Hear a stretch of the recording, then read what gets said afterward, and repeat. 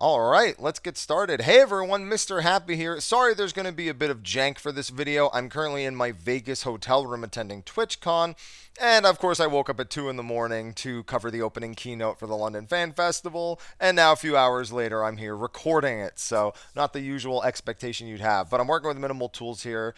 Fortunately, that doesn't stop me from just talking about all the announcements we got today at the London Fan Festival. Our second Dawntrail related one, with our final one being January 7th over in Tokyo, where we'll get a lot of the remaining details. Still some stuff left to be unsaid until we had the following months and live letters and whatnot. But the London Fan Festival opening keynote was for me a shocking surprise. There were some things I had predicted could be there that did show up that I really wasn't expecting to. And then things I absolutely could have never foreseen made their appearances here, but a lot of predictions actually came true from the community. I could definitely spot out a few people who have been saying certain things that, well, I think were kind of just like random darts being thrown at a dartboard, ended up being true. But opening keynote starts with a brand new trailer. I'll have that uploaded separately, but really enjoyed this first extended trailer. So for those who haven't done fan fests before, the long form ones with like Stormblood and Heavensward, where we actually get three, we usually get the teaser trailer, the extended teaser trailer, and then the full trailer, which will be at the London Fan Festival. We'll, of course, have the launch trailer, of course, when the game is about to come out as well. So we've still got a few fun, more cinematic and story tease-like elements coming from all that kind of stuff. This one started, it kind of went exactly as I predicted. There was a few more extended scenes with some of the characters, and then there was also the extended scene where we got to see the battle between the Warrior of Light and Galul Jaja, which of course I said they were going to do to help reveal one of the two new jobs, and that is precisely what they did. Now, like I said, we're not going to watch that. In fact, I'm just going to be clicking through some of the opening keynote here. And Yoshi P did one of the things I said he might do, in that of cosplaying whatever job the Warrior of Light is. I had a 50-50 on this, and it rolled the 50% where he actually shows up as the designated job. And that's actually how they kind of just began the opening keynote, was going over what this job actually is. So, of course, we all know that we had people like Buccaneer and Corsair, for all the different predictions for what the job would be called, what type of weapons it would have. And I was definitely in the camp of sword and gun, with Corsair being the answer. It just seemed like such an easy answer, I think the name of the job nobody would have ever gotten. The name of the job, as I scroll forward here, is actually called VIPER, and it wields two swords that kind of combine together into a twin glaive sort of weapon. Many people very, very aware of what that is reminiscent of. Zidane from Final Fantasy IX will be where most people go if you're not going for like a character from like Trails or something like that. Which, I'm sure everyone has their character they would reference for this kind of stuff. That being said, it is, of course, going to be the scouting job. And like I said, I'm still skipping around here because, there's a lot of talking. Here we go, new job. We got a fun little introduction teaser here, which, again, we're not going to go over. That'll all be in a separate video. Finally, ending with the reveal of VIPER, which, if I go forward here, I'm trying to skip just the right amount of time. The camera work was also incredibly strange. They were, like, zipping around in sort of really weird ways. But yeah, here you go, VIPER, the new job. It is a melee scouting job. And as you can see with the tools, the dual swords here, which are then going to be combined into the twin blade weapon, which you'll see here in a couple of screenshots. Looks like a cool job. We don't really know enough about it. The basic details that we get about these jobs upon their initial unveiling only kind of give us a brief overview. Of course, we get the, it's a melee DPS, and they really, for some reason, the cameraman was just like not on the slide like 90% of the time. It was so strange. Yeah, so it's a melee DPS, dual blades are its weapon style, no required class, starting level 80, expected, and starting location Ul'dah. I think a lot of us thought it was going to be Limsa because we were thinking more pirate-esque, but no, Ul'dah. So that's where that one's going to be starting, as long as you own Dawntrail and you have at least one job at level 80. Now, they do go into a slide where they just cover some like brief details about it. You can see it with the twin blade on the right. And really, they're just making it sound like a more weapon-focused type of ninja. They mentioned how there's going to be a lot of off-globals to weave between your melee globals as well. You're going to be swapping between the dual blades and the twin blade style setup. Though how that actually functions isn't made too obvious in the trailer that we got for the job specifically. It seems as if a certain weapon skill will force you to go between them. So I almost wonder if it's just like your 1-2-3 combo, and then you have a button that swaps, and then you have your other 1-2-3 combo for the twin blade version. And if there's reasons, instead of essentially making 2 3-part combos, I feels like they might have just added one transformation weapon skill in, and then from there gone into its own combo. So it's like having two different 1-2-3 combos, but they're consolidated by the fact that you just transform between the two. I have to have a feeling that that's how it's going to work, given the way that it's described here and the way that we see it in the trailer. But then yeah, that it's going to be fast and frantic. Swift strikes with the dual blades, and then going into twin blades. And your twin blades is where you deal more damage. So we assume that's something you'll want to do specifically for burst windows. They also had this like aura skill that made them attack super, super fast. They mention here that it allows you to channel the memories of ancient hunters. So you just transform for a brief damage buff, a personal damage buff. That's all the details we really got for it, though. They're never going to go too in depth here. They're going to save that for the live letter. That's usually about 6-7 weeks before expansion launch, where they go over a bunch of job changes. It's usually around when media tour information would become available as well. But this initial little preview, cool thing being added to the game. People are always asking for something that's sword-esque. Even though we have samurai and we have a bunch of tanks that use swords, a lot of people kind of want more traditional sword DPS.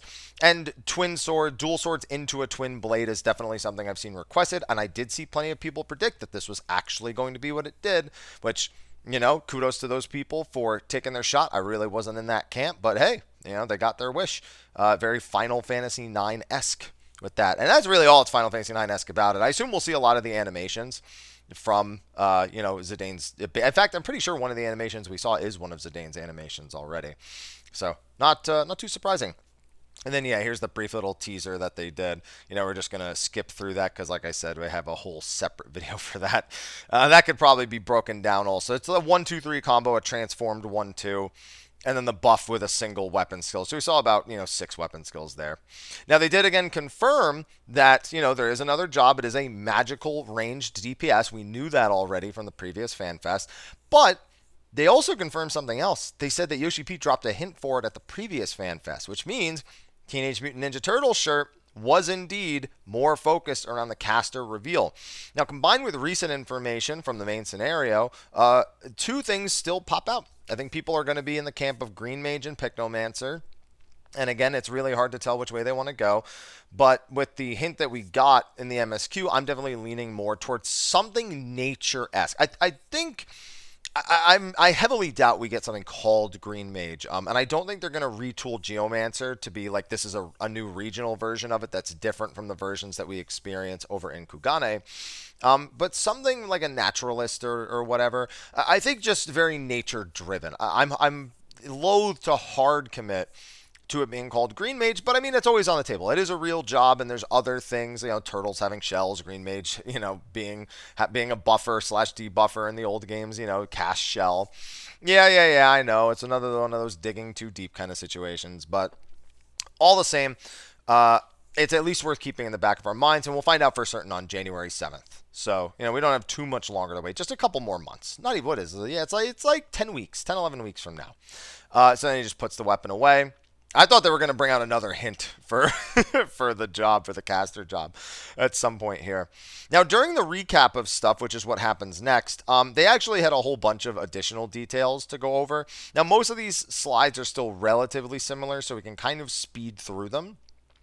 You can see that. Yeah, Alpha No, Alice, Aaronville, Warrior of Light. This is slide for slide. We've seen this already. Scion's divided. Who's going to be on our side? He asks who people want to be on their side. Plays to the crowd a little bit. Having a good time.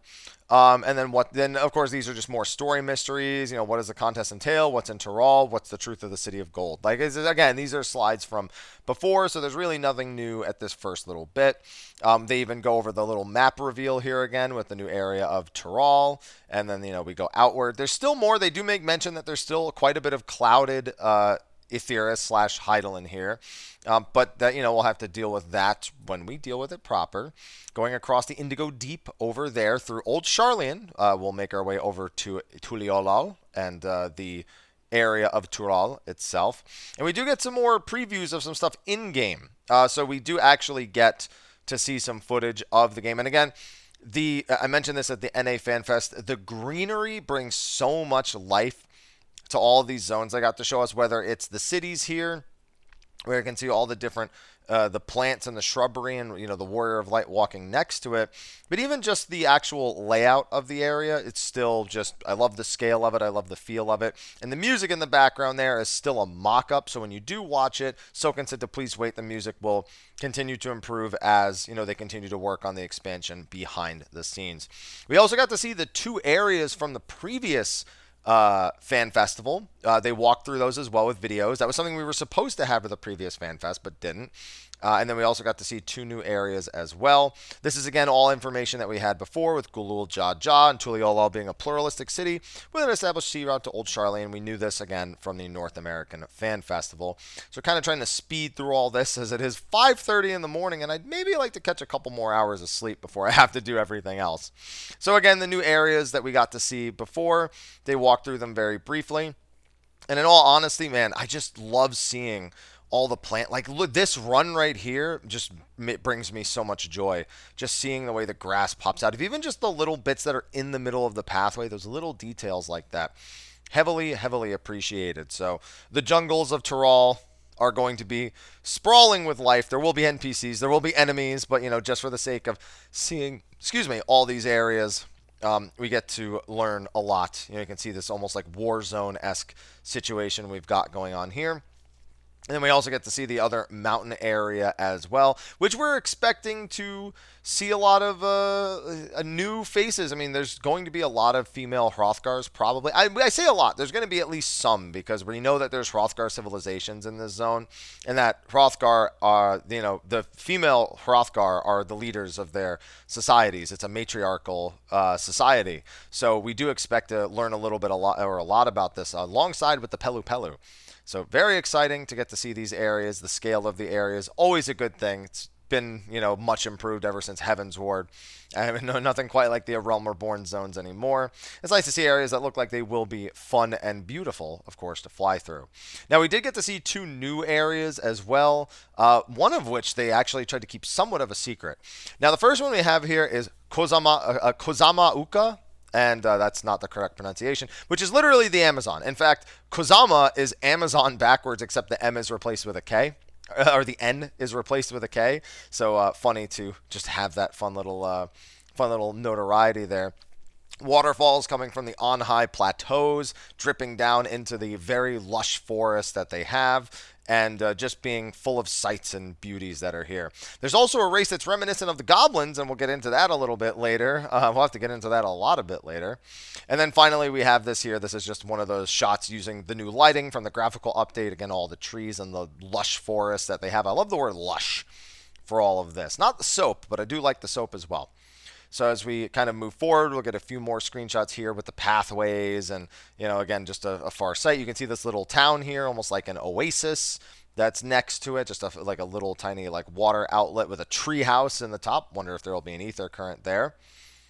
And then we go forward and we get a quick little nighttime peek as well, just to see it from another angle. They kept the higher points kind of a secret, so I wonder if there's any important story element that's being hidden up on the top bits. We did also get to see this other area here, which might have some ties over into the Blue Mage quest line. I don't remember the name of the exact area that the Blue Mages came from, but we know that it was an area in the New World that was largely being industrialized and colonized even, led to some issues with the locals in the area with disease spreading and whatnot. Now, we do get the name of it is Shaloni, and it's actually it's a desert that exists in the middle of all that forest, but there's ceruleum there, so it's become very, very industrialized in a very short period of time. So we are still going to have some of that technological bits. There's train stations, there's a railroad, there's all sorts of stuff there, and it's very likely a bit contentious, but the local people still maintain their cultural traditions despite all of that.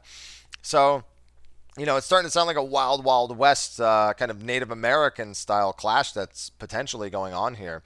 This shot is, again, it's just look at all of this. You could almost, if somebody saw this and was maybe not super in tune with game graphics and whatnot, you could almost fool them for how much that looks like a real kind of Western style pathway with the desert in the background. That's a fantastic shot that they grabbed. A little windmill on the right too. And this is a similar area from a different angle, showing the actual railroad that we're going to be there. That's going to be there and that we're going to be interacting with. We also have another fun little civilization over here. This is kind of on the outskirts, like as the jungles become desert kind of thing.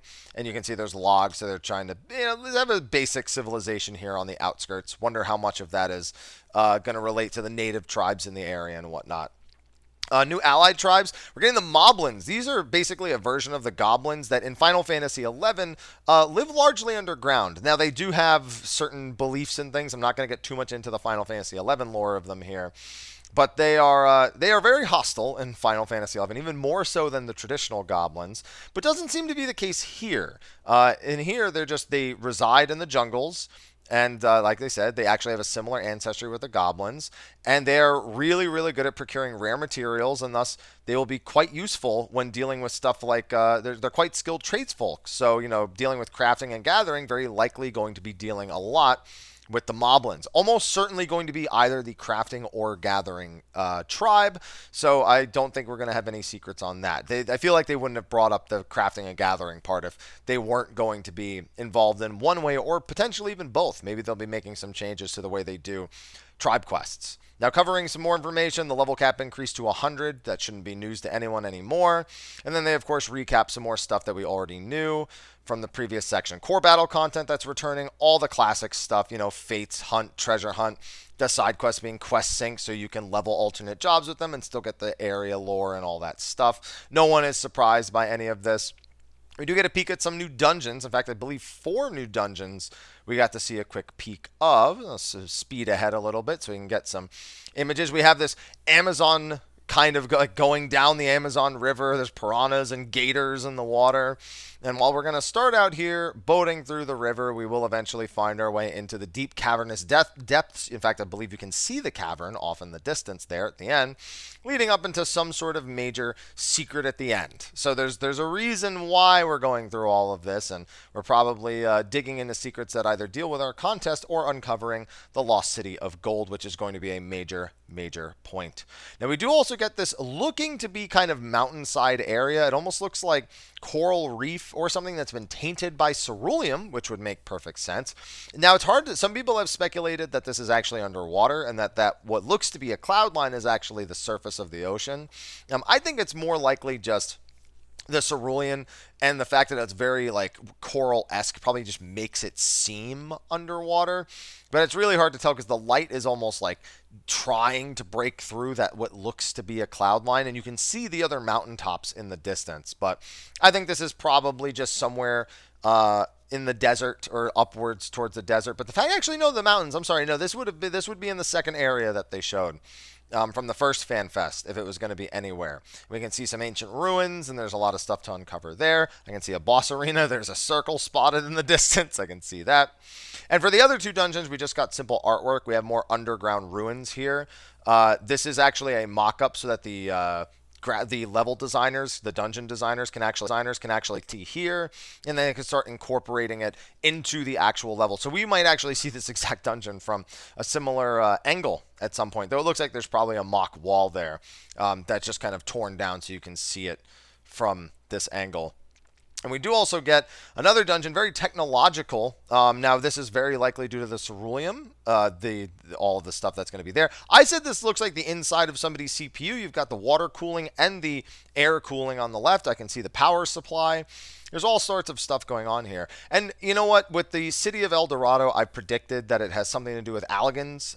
This doesn't necessarily lean into that territory, but something highly industrial happening here, and likely a major culprit behind some big nefarious plot that we're going to be dealing with, and also very likely deals with the City of Gold itself. Now, on top of this, we're starting to dig into technology, ceruleum, we get to see this. We do also get a new threat. We saw Valagarmanda at North America, which was a reference to Final Fantasy VI. Some people may know him as Tritok, but we got another new threat here. who they said is not part of a new trial or raid. They didn't want to be specific because they said they actually said that Valgarmanda was a raid boss. I think that's just a loose translation. I think it's Valgarmanda likely an 8-man trial. I'd be surprised if this is anything but that. This is the Eliminator, and it's a giant angelic robot? Question mark? It's like sort of organic, sort of mechanical at the same time. It's a big mystery what this thing actually is, but it's presented angelically. I've seen people calling it Alexandra or Alexa for short, because it's like, oh, look, it's Alexander, but not Alexander, sort of. Yeah, so we're a big mystery, but this looks to also be being powered by Ceruleum in some capacity. You can see the same color scheme that Ceruleum has, not that I would know, right? And it almost looks like that's what's kind of loading its arm right there that's in the foreground. But they won't talk anything more about the Eliminator. It's very important to the story, so we'll just have to wait and see. More recap stuff. Duty support, of course, being updated. You know, they're working hard to get the AI done. There's going to be several new companions joining us that are going to be a part of the various dungeons we're doing. New gear and recipes as well. No surprises there.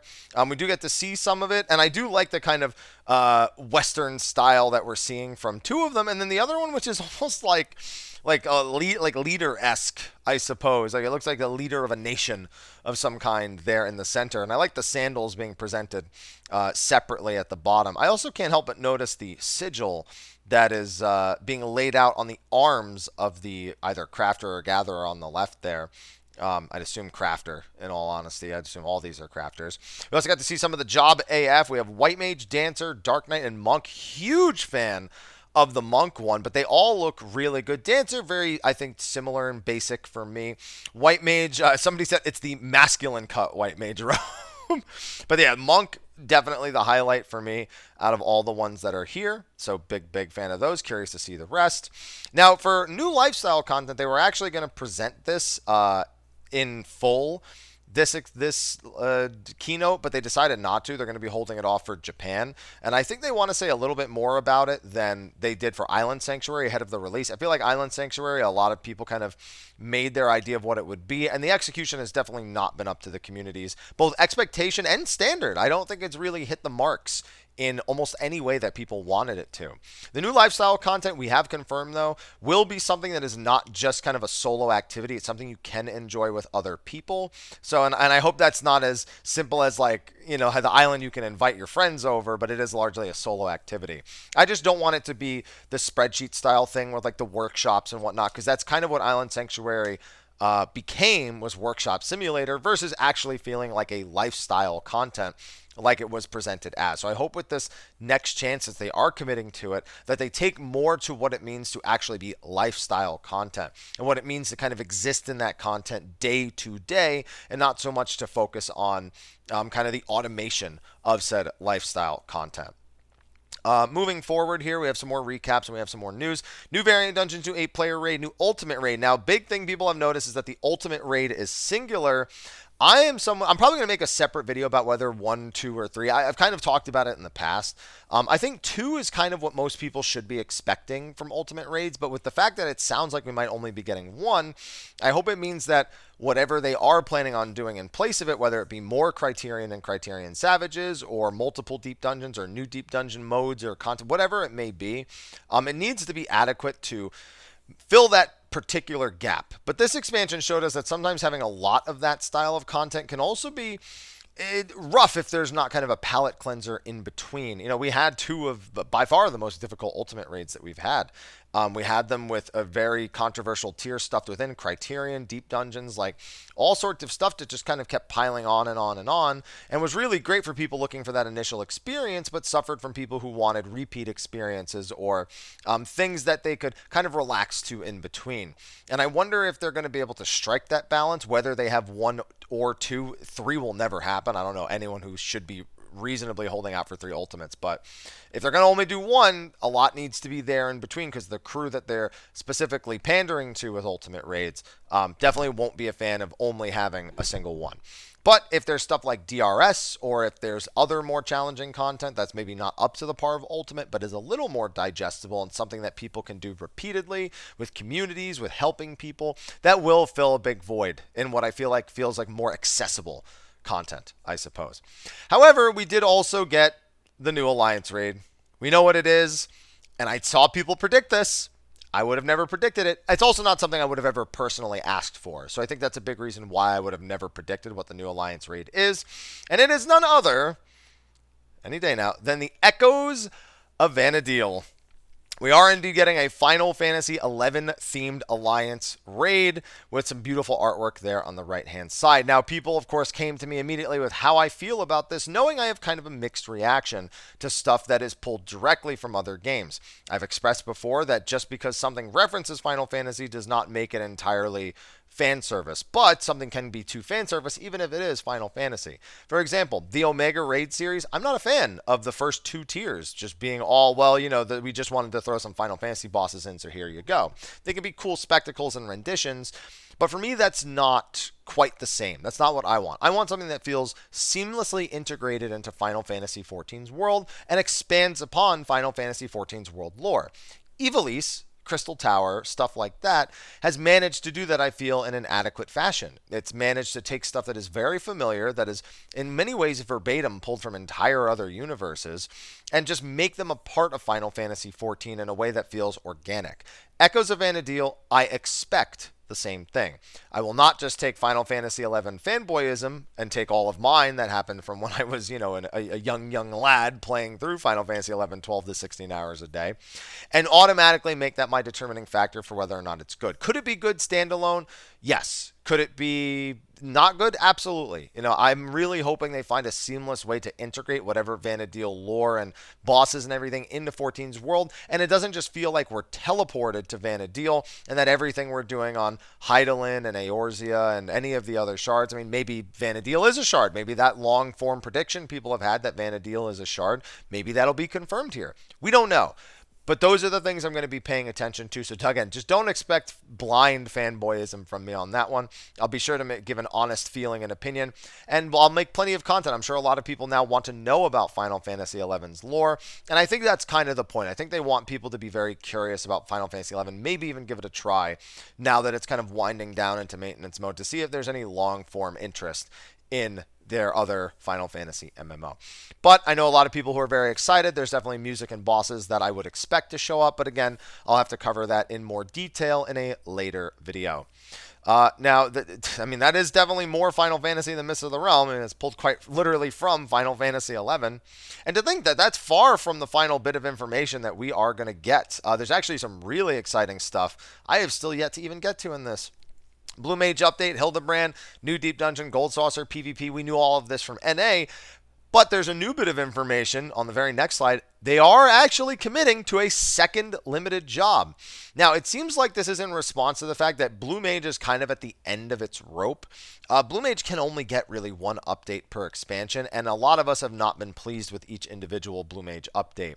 So it seems like they want kind of what I said earlier, a palette cleanse on the entire feeling of limited jobs. So if they release another one that has something different that starts from scratch and has more levels that they can go through, I wouldn't be surprised to see them hard cap this new limited job at like 60 on release, and then have a couple of updates for it for a couple of expansions that they can sprinkle throughout. And I think that's the main reason why they're deciding to do this now, and then they can still do a Blue Mage update once per expansion just to keep it caught up with the limited jobs. They did confirm that they will be finding the same philosophy with this one, where it is largely a solo experience, but that would mean for the content that is exclusive. I'm assuming if they plan on doing any group content, they will have similar achievements where you have to beat the raids and the extreme trials and the 24-mans with a group of exclusively the new limited job. Maybe they'll do stuff for mixed limited jobs, but we don't know about that either.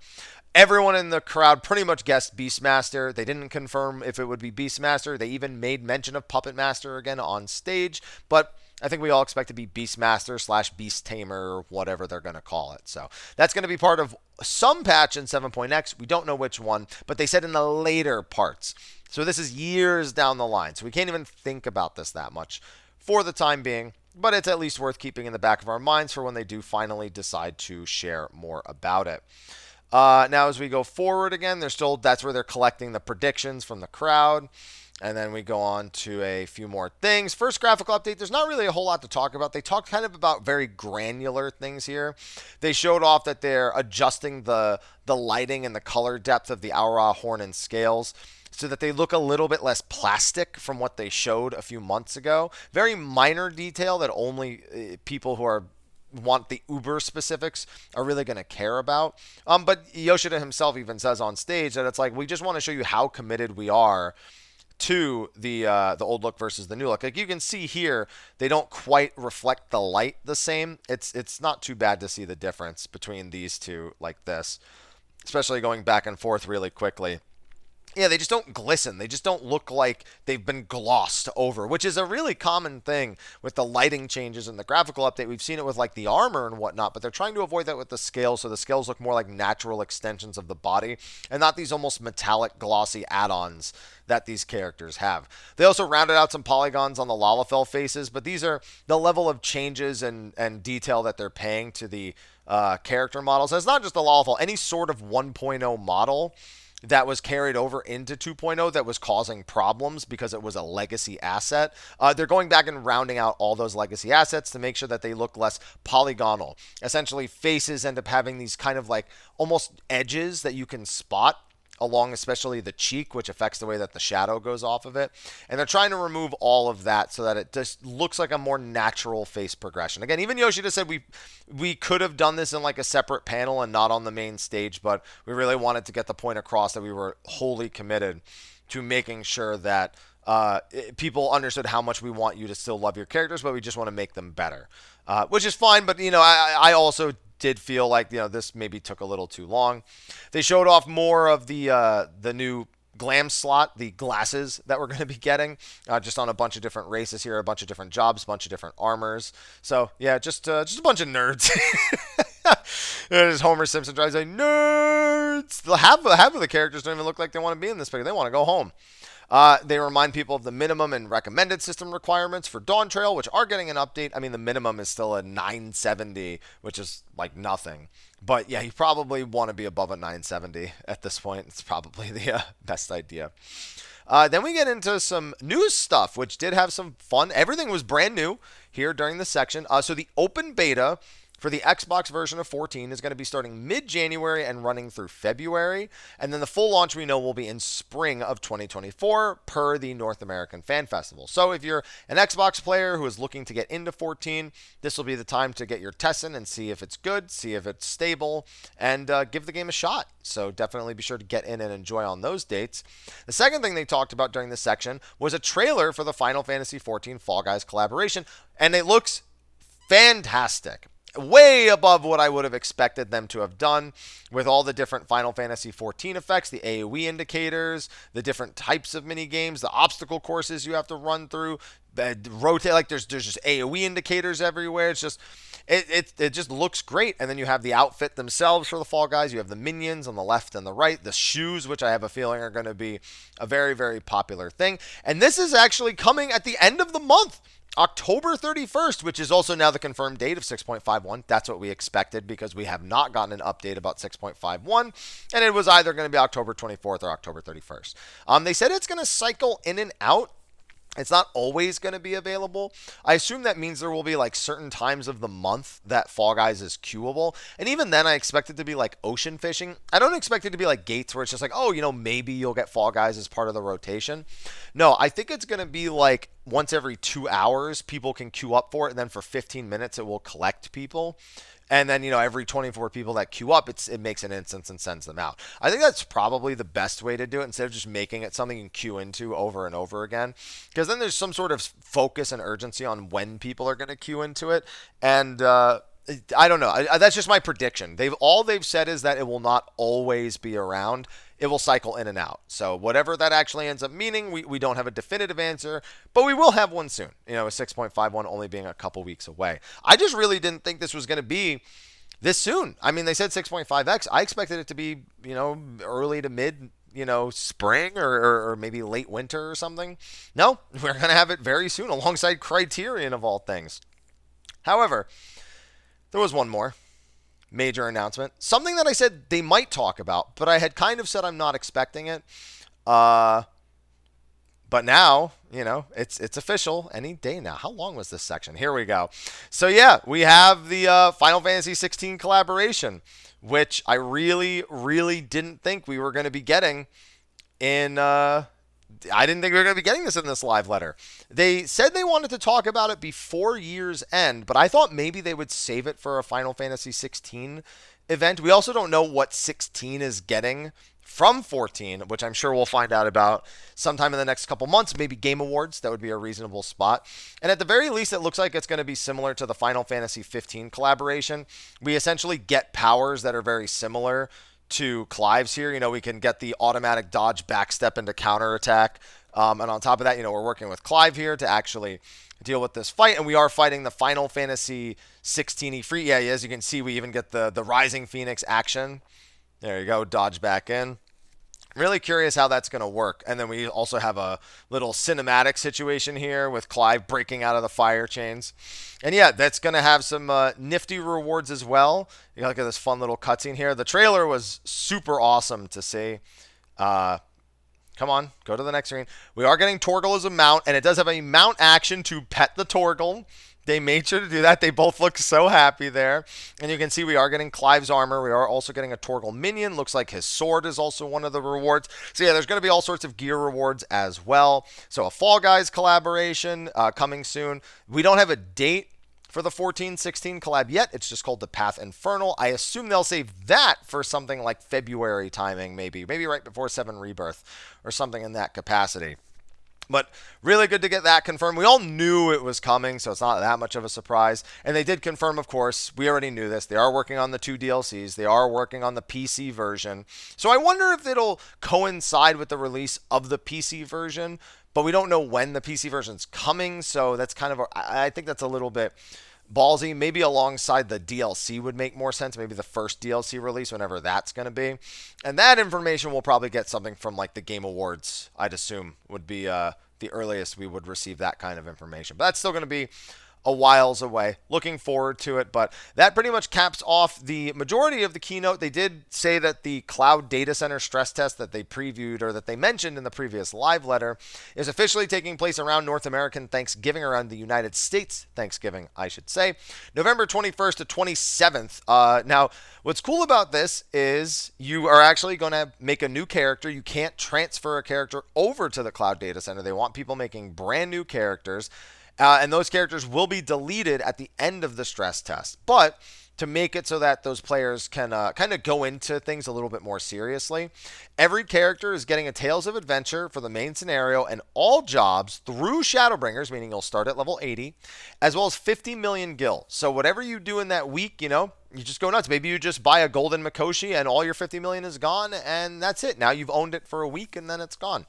But yeah, you won't be able to transfer off of the cloud data center. You won't be able to transfer onto the cloud data center. And while the cloud data center is, as it's quite literally called, using cloud servers instead of physical servers, it does for some reason have I guess no matter what, it still technically needs to have a physical location. But it is an East Coast physical location. So I wonder if that's going to impact the latency of that for anyone not on the East Coast. I'm not complaining. Obviously, East Coasters have been dealing with it here in North America for the longest of time. So if it means a good time for them, I'm okay with it. But given it's a cloud server, you would think the idea would be that it's meant to kind of formalize that ping experience for everybody. So it's just a matter of what they're actually trying to achieve, and we'll have a better answer for that when the server test happens around, again, United States Thanksgiving, that third week of November. And with that, then they brought everybody on stage for the opening. Oh no, that's right, we did get the Amano artwork as well. Yeah, the Amano artwork for Dawntrail. I gotta say, a very detailed face for Amano. I'm not used to the face being like so clear. It's usually very obscured. I feel like he usually draws more obscured art in general, and this was like, again, just very, very upfront and clear for Amano's work. I was just very, very surprised to see it, but it's beautiful like all of his work is, so not really much of a surprise on that one at all. From that, they just said next keynote is going to be January 7th, and then they brought on all of the talent on stage, including, before I wrap things up, Hironobu Sakaguchi, who simply wanted to thank Yoshi P for the Imp/Kappa costume that they confirmed in the last letter from the producer live. He's glad to be there. He's excited. He's only been a Warrior of Light for a couple of years now, but it already consumes about a third of his life, according to him. But he, for those who don't know, Hironobu Sakaguchi is literally the father of Final Fantasy. He is one of the original masterminds behind the entire franchise, and he has gone on since to become the CEO of Mistwalker, who have developed a decent number of RPGs themselves, one of which is seemingly coming to Steam in the next several months. A game called Fantasian, previously exclusive to the Apple Arcade, was noticed on the Steam database. And I can say I've played through about a third to a half of Fantasian. It's quite good. Looking forward to finishing it up when it does finally hit Steam, whenever that may be. But he didn't have anything to say on that. Maybe he'll mention it during the panel that they have this weekend. Either way, that is a wrap for our coverage on the opening keynote for the London Fan Festival for Final Fantasy XIV. We've definitely got some speculation and some added topics, some brand new stuff. I very much expect to get through some Final Fantasy XI content on the channel because I know a lot of people will be curious to learn all about the world and lore of Final Fantasy XI, to start to speculate how that is going to affect. I'm probably going to do a video that's more for the Final Fantasy XI people first, and then go backwards from there and make videos covering the various expansions and details that people can expect to become relevant, depending on how deep they want to go with the connections with the Echoes of Vana'diel. Anyway, it's about 6 in the morning right now. I'm going to get this uploaded to YouTube, just uploading the footage raw because I don't really have my editing software on me here in Vegas, but hopefully you didn't mind the kind of jank, hotel video that we got done right here. Hopefully you've all enjoyed the opening keynote. Hopefully those of you who can tune in will enjoy the rest of the panels and everything that are taking place at the London Fan Festival, and I'll be sure to get to all the thing that you're waiting for once I get back on Monday. So, thank you for watching. Be sure to like, favorite, subscribe, and share, and stay tuned for all the news on Final Fantasy XIV as it becomes available. And until next time, take care. I got to actually, hold on, I got to hover over the stop recording button because this is going to get uploaded as is. Now I can say it, and take care.